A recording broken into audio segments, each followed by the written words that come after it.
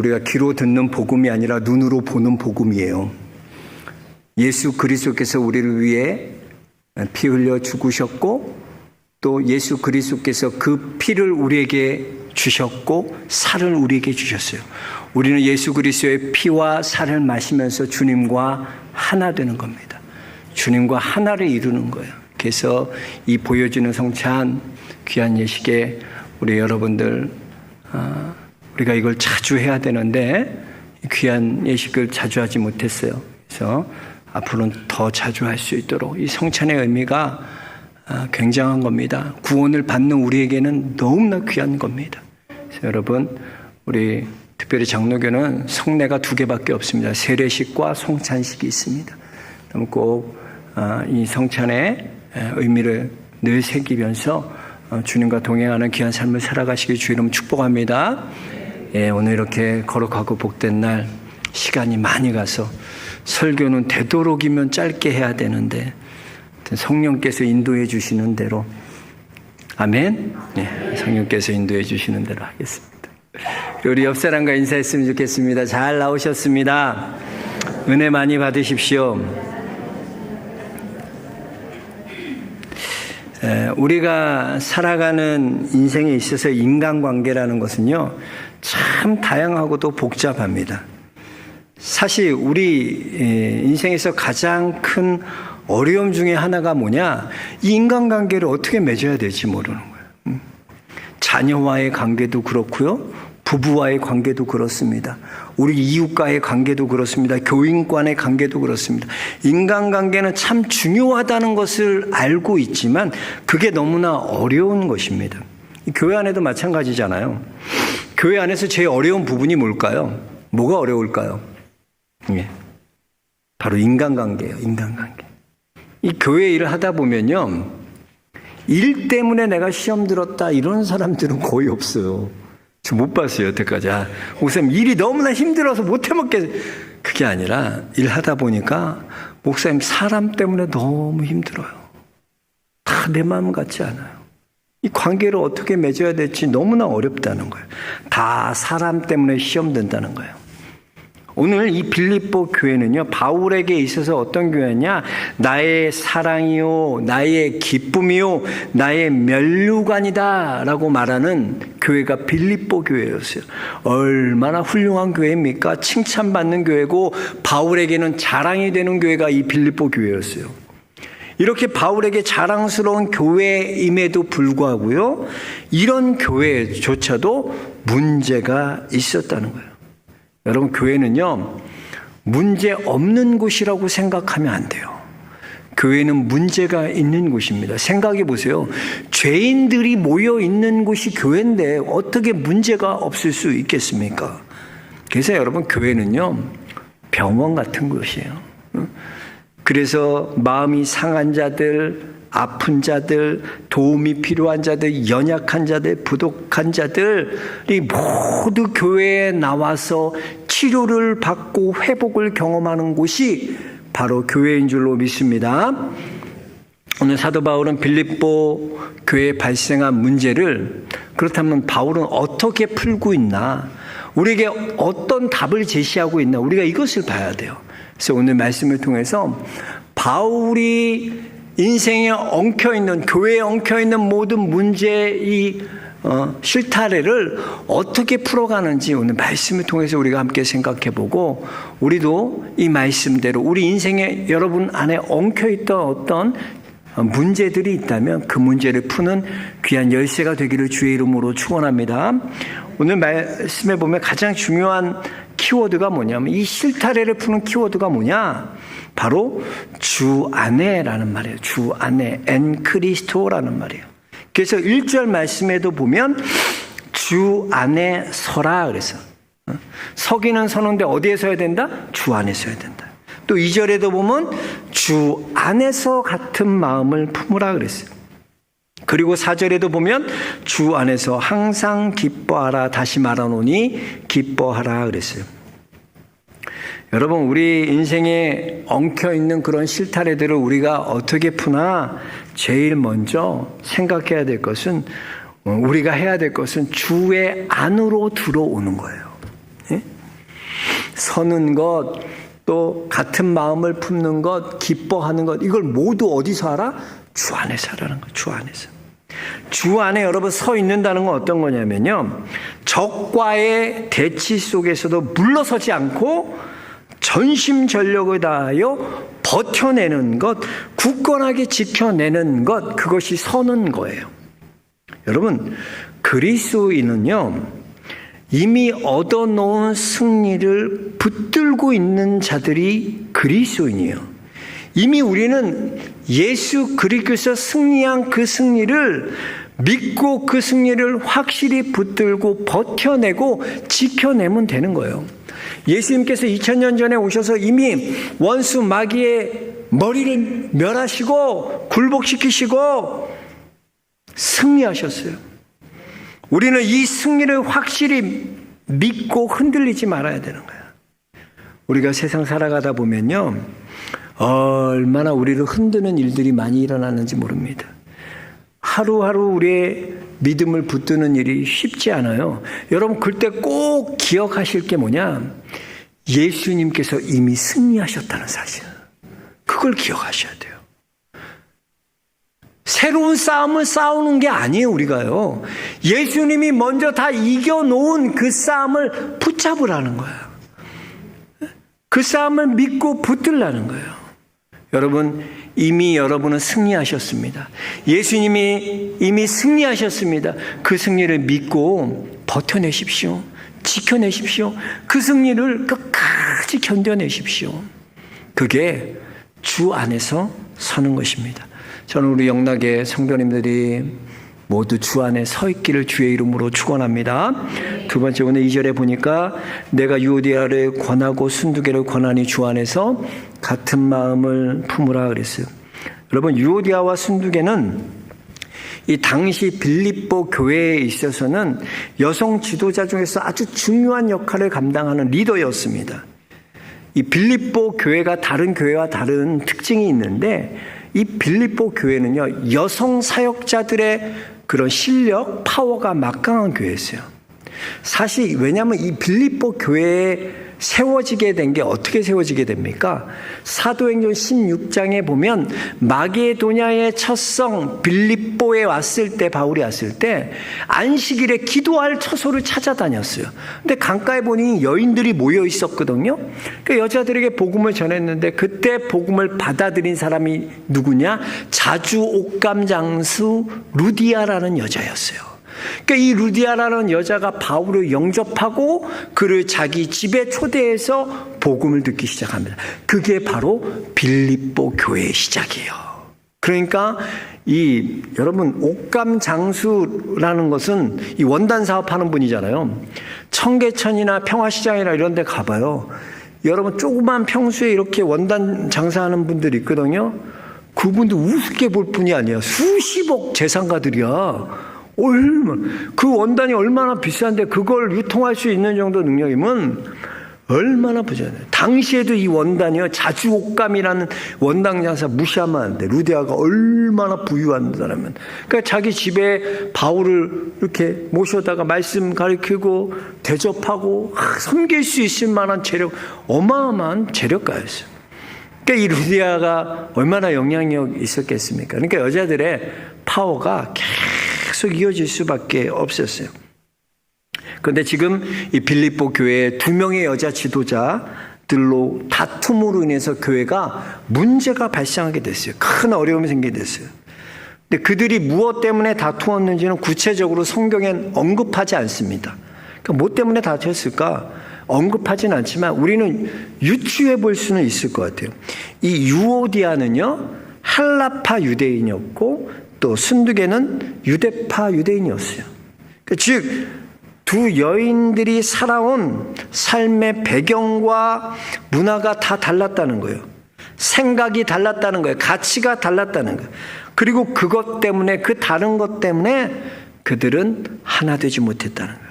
서로 다른 것이 그들을 하나 되지 못하게 하는 원인이 되었다는 거예요. 그래서 바울은 다투고 있는 그들에게 주 안에서 같은 마음을 품으라 라고 말하고 있습니다. 이것은 너희가 문화와 어떤 배경과 너희의 가치를 뛰어넘어 한 소망으로 너희를 부르신 그 주님 안에서 같은 마음을 품으래요. 하나님께서 너희들을 같은 목적으로 불러주셨다는 거예요. 하나님께서 한 소망 안에서 너희를 불러주셨다는 거예요. 너희는 그 주님 안에서 같은 마음을 품으라는 거예요. 여러분, 사람은요, 각자의 입장 차이에 따라 달라요. 엄마는 엄마 입장이 있어. 또 자녀는 자녀 입장이 있고 아빠는 아빠 입장이 있어요. 다 거기에 따라 자기가 처한 상황과 환경과 입장에 따라서 자기 생각대로 사물을 보고 사건을 해석하게 돼 있어. 그래서 엄마 입장에서 보면 똑같은 사건이로 그 사건이 다르고요. 아빠 입장에서 보면 똑같이 또 그 사건이 다르고요. 똑같은 사건에도 학생들에서 입장에서 보면 또 그 사건이 다르게 느껴져요. 사람은 항상 그래요. 자기 중심적으로 생각하게 돼 있어요. 교회 안에서도 교회를 하다 보면요, 다 그래요. 예배부가 다르고요, 재정부가 다르고요, 시설부가 다르고 각자의 입장들이 다 달라요. 하나 되는 게 쉽겠어요, 여러분? 서로 다 다른 입장을 갖고 있고 다른 자기 중심적인 생각을 갖고 있는 사람이 어떻게 하나가 될 수 있겠습니까? 우리가 하나 될 수 있는 것은요, 오직 우리를 부르신 그 주님 안에서 같은 마음을 품어야 될 줄로 믿습니다. 그 길밖에 없어요. 바울은 서로 다른 것 때문에 다투고 있는 이들에게 이제는 한 소망으로 부르신 그 주님 안에서 너희가 같은 마음을 품으라 그랬어요. 우리 영락의 성도님들, 여러분, 한 소망으로 부르신 그 주님 안에서 여러분 같은 마음 품기를 주의 이름으로 축복합니다. 그리고 오늘 바울은 주 안에서 항상 기뻐하라. 다시 말하노니 기뻐하라 그랬어요. 여러분, 기뻐하는 거 쉬워요, 어려워요? 기뻐하는 거는 솔직히 뭐 그렇게 어렵진 않아요. 근데 뭐가 어렵냐? 주 안에서 항상 기뻐하라는 게 어려워. 항상, always. 사람이 여러분 항상 기뻐할 수 있어요? 뭐 장례 났는데 부모님 장례가 났는데 호상이야 그러면서 춤추면서 정신 나간 놈이라고 그러지. 그렇지 않잖아요. 어떻게 기뻐하냐는 거예요. 우리의 기쁨은 어떻습니까? 항상 어떤 상황과 환경에 따른 기쁨이에요. 자녀가 한 엄마 어버이날이라고 용돈 준다고 봤는데 맨날 10만 원씩 주다 100만 원을 탁 줬어. 기뻐 안 기뻐? 이놈이 이제 정신 차렸구나. 지 마누라 다 갖다 주더니 이제는 나한테 주는구나. 얼마나 기쁜지. 근데 그 다음에 또 어버이날 봤더니 1,000원짜리가 들어있어요. 이런 괘씸한 사람의 기쁨이라는 건요, 항상 상황과 환경에 따라 우리의 기쁨은 달라져요. 근데 어떻게 우리가 항상 기뻐할 수, 이게 부담스러운 거야. 기뻐할 수는 있지만 항상 기뻐하는 그 문제는 너무나 어려운 거야. 오늘 바울은 뭐라고 말했습니까? 주 안에서 항상 기뻐하라는 거예요. 주 안에서. 여러분, 이 기쁨은요, 한시적인 기쁨이 아니에요. 유한한 기쁨이 아니에요. 예수 그리스도의 기쁨은요, 영원한 기쁨이고 변하지 않는 기쁨이에요. 근데 그 기쁨 안에 우리가 있으면 우리도 그 기쁨으로 항상 기뻐할 수 있다는 거예요. 이게 바울의 논리예요. 우리가 그리스도 밖에서 기쁨을 자꾸 찾으면요, 어떤 기쁨이든지 그건 다 유한해요. 없어지는 것뿐이야. 그러나 영원한 기쁨을 갖고 계신, 영원한 기쁨 대신 그 예수 그리스도 안에 들어오면 그 예수 그리스도 안에서 바울은 항상 기뻐할 수 있는 거예요. 그래서 여러분, 바울은 지금 이 편지를 어디에서 쓰고 있습니까? 감옥에 갇혀 있는 상태에서 빌립보서를 쓴 거예요. 서신을 쓴 거예요. 그러니까 자기는 갇혀 있는 상황에서도 어떻게 항상 기뻐할 수 있나? 자기를 보면, 자기 상황을 보고 처지를 보면 기뻐 안 돼, 사람이. 내 처지, 내 상황은 기뻐할 수 없어. 지금 이 교회의 문제도 뭐냐? 자꾸 문제만 계속 보는 거야. 다투고 있는 상황, 싸우는 상황, 어려운 상황에만 눈을 집중하니까 이들 안에 기쁨이 없어지는 거야. 바울은 왜 자꾸 그 기쁨을, 왜 그걸 쳐다보니? 왜 너희를 쳐다보니? 너희 문제를 쳐다보니? 그 눈을 돌려서 이제는 그리스도 안으로 들어오라는 거야. 그리스도 안에 기쁨을 바라보라는 거야. 너희를 위해 생명을 주신 그 영원한 기쁨을 바라보라는 거예요. 그 기쁨의 눈을 돌리라는 거예요. 여러분 안에 이 기쁨이 있길 주의 이름으로 축원합니다. 세상에 어떤 것도 자식도 봐. 한때 아내와 남편도 그것도 영원하지 않아. 한때 그냥 그런 거예요. 영원한 건, 영원한 우리의 생명이며 영원한 기쁨은 예수 그리스도예요. 그 안에 있을 때 우리의 기쁨이 충만한 줄로 믿습니다. 그리고 이제 바울은 5절에 보면 그 인생에 엉킨 그런 실타래를 푸는 아주 중요한 열쇠 한 가지를 더 말하고 있는데, 그게 뭐냐, 바로 관용이라는 거예요. 관용을 사람들에게 네 관용을 알려라 그랬어요. 이 관용의 정의를 보면 신학자들은 어떻게 내렸냐면요, 존 칼빈은 이 관용을 이렇게 정의했습니다. 관용은 참는 것이다 그랬어요. 그래, 맞아요. 관용은 그런 참는 것이 필요합니다. 그런 의미가 담겨져 있어요.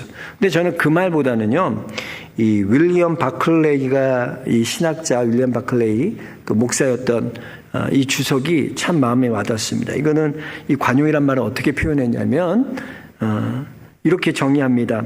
바클레이는 정의보다 더 나은 그 무엇, 정의보다 더 나은 그 무엇이 바로 관용이다. 여러분, 정의라는 것이 무엇입니까? 정의는 있는 그대로 갚아버리는 거예요. 그러니까 이에는 이로 갚는 것이 정의고요, 눈에는 눈으로 갚는 것이 정의예요. 왜냐하면 여러분, 사람이 그렇게 되지 않아요. 보세요.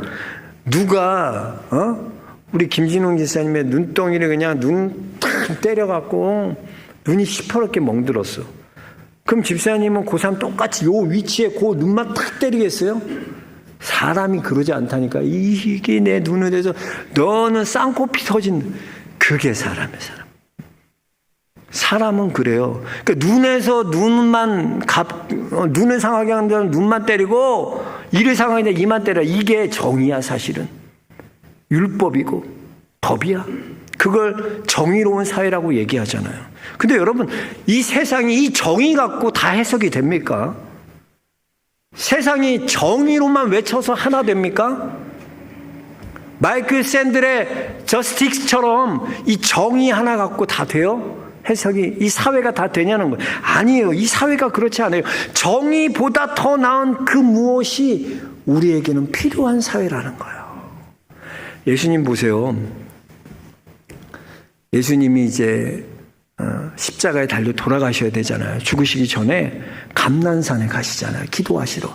그때 수제자 3명 데려가서 베드로와 야고보와 요한 데려가서, 야, 내가 많이 마음이 심란하다. 내가 죽을 것 같다. 너 나를 위해서 기도해 줄래? 예수님이 처음 제자들에게 기도 부탁하신 거야. 그럼 이제 예수님 십자가 죽으실 거니까 이 제자들이 좀 알아서, 우리 예수님은 땀방울이 핏방울이 되도록 기도하셨는데, 이 제자들도 그건 아니라도 예수님에 같이 중보해 줘야 되잖아. 근데 제자들은 어떻게 해요? 그런 부탁을 받고도 잠들어져요. 응? 쿨끄자. 그 예수님 또 와서 야, 좀 나를 위해서 기도해 달라니까. 기도할게. 알았어요, 목사님. 우리 애들 같아. 뭐 하라 그러면 알았어요, 할게요. 보면 안 하고 있어. 한다며 알았어요. 제자들 그래. 그럴 때 어때요? 속 타죠, 불 타죠. 우리 같아. 이놈들이 말이야. 예수님 뭐라 그래요?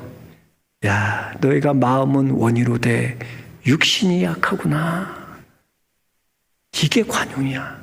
주님은 그들에게 관용을 베풀어 주셨어요. 넉넉함으로 그들을 감싸 주셨어요. 이거를 우리 안이숙 사모님 말하는 안이숙 여사 들어보셨어요? 일제강점기 때 죽으면 죽으리라 신사참배에 반대해서 난 죽으면 죽으리라는 이 간증문을 쓴 안이숙 사모님, 안이숙 여사님. 이분은 요 마음은 원이로되 육신이 약하다, 이거를 뭐라고 해석하냐면 참 재밌더라고. 뭐라고 해석하냐면 이렇게 해석하면, 그럴 수도 있지 뭐. 그러니까 예수님이 당시에 계셨다면 이렇게 얘기하셨을 거래. 야, 뭐 그럴 수도 있지 뭐. 근데 여러분, 관용이라는 건 이런 넉넉한 마음이야. 그럴 수도 있다는 건 남편의 행동을 봤을 때 난 이해가 안 가지만 조금 우리가 이렇게 생각해보면 얼마나 외로우면 저럴까. 그럴 수도 있지 뭐. 아내가 그냥 말도 안 되는 쇼핑을 하고 와서 게으르고 밥도 안 차려주고 아침 먹고 출근해야 되는데 그럴 수도 있지. 애들 때문에 힘든가 보다. 그럴 수도 있지 그럼.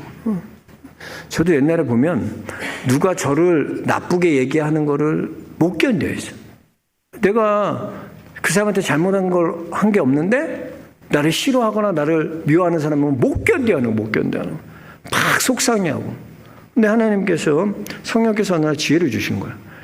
야, 너를 좋아하는 사람도 있으면 싫어하는 사람도 있는 게 당연한 거야. 너 봐라. 너가 좋아하는 사람 있지? 네, 있어요. 주님. 너 싫어하는 사람 있어 없어? 있어요. 그래, 맞아, 그거야. 그럴 수도 있지 뭐. 깨닫게 하시다. 그때부터 그렇더라고요. 나도 그런데 나도 좋아하는 사람이 있고 싫어하는 사람이 있는데 상대는 왜 없겠어요? 나 싫어하면 안 돼? 에이, 그럴 수도 있지 뭐. 그러니까 마음이 넉넉해져. 그러니까 문제가 풀리더라고요. 제가 그 넷플릭스에서 그 드라마를 하나 봤는데 이 블랙독이라는 드라마였어요. 옛날 2019년도에 나왔던 건데 그거 뭐 하더라고요. 그래서 잠깐 봤는데 그 보니까 이 뭐 교사예요. 기간제 교사가 이제 그 학생들과 그 또 교사들 간에 학교에서 일어나는 그런 교권과 모든 학생 그런 일들을 이제 나오는 건데 그 교사가 시험 문제 잘못 냈어요. 뭐냐면 바나나를 고유명사로 보냐 일반 명사로 보느냐. 바나나가 고유명사가 되면은 이게 복수 정답이 될 수 있어요. 바나나는 이 국어 문제인데. 근데 이게 일반 명사로 알려지면 이거 정답 처리가 안 되는. 근데 알고 보니까 이게 중의적 표현이라는 것을 갖고 있기 때문에 고유명사로 봐야 된다는 거예요. 만약에 이 문제가 정답이 되려면 이 문제는 고유명사가 아니다라고 이렇게 명제를 줬어야 되는데 그게 아니기 때문에 이거는 복수 정답 처리할 수밖에 없다는 거예요. 그러니까 교사들이 막 난리가 난 거야. 이걸 어떻게 학생들에게 설명하냐. 시인하냐 점수 다 나왔는데 번복하지 못한다 막. 근데 기간제 교사가 설득해서 이제 사과하는 거예요. 딴 사람 사과하는 거 안 보여주고 그 여자 선생님이 학생들에게 이 복수정답 처리하게 된 과정을 얘기하고 설명하면서 여러분 제가 잘못했습니다. 미안합니다. 제 실수입니다. 여러분 그러면서 인사를 탁 하는데 그 애들이 뭐라 그랬게요. 선생님 그럴 수도 있죠 뭐 그러는 거야. 그럴 수도 있죠 뭐 그러면서 그렇게 우울했던 그 선생님의 표정 또 아이들의 그 모습들이 완전히 바뀌어지더라고. 그래서 하나 되고 화해하고 그런 놀라운 일들이 일어났어요. 뭐로? 그럴 수도 있지 뭐. 한번 오늘 집에 가서 남편에게 한번 좀 그래봐. 응? 그 잘못한 거 그거 속상하는 거. 에이 여보 내가 생각해보면 당신도 그럴 수도 있을 것 같아. 아내한테도 그 쇼핑한 거 용서하라고 이제 좀 제발. 여보 그럴 수도 있을 것 같아. 우리 안에 그런 넉넉함이 있기 바랍니다. 그럴 때 우리의 관용할 때 이 문제가 풀리게 되는 거야. 그럴 수도 있지. 그렇습니다 여러분. 오늘 바울은요 우리에게 어떻게 하면 우리 인생에 엉켜있는 문제들 실타래를 풀 수 있는지를 가르쳐 줬어요. 먼저는 주 안에 있어야 돼요. 이거 자꾸 주 밖에서 푸는 게 아니라 주 안에 서고 주 안에 같은 마음을 품고 주 안에서 항상 기뻐하며 또 우리가 주 안에서 관용을 베푸고 그럴 수도 있지. 그 마음을 갖고 살 때 여러분 안에 엉켜있는 그 실타래가 하나하나 풀려되는 놀라운 경험을 하게 될 줄로 믿습니다. 함께 기도하겠습니다. 하나님 감사합니다. 우리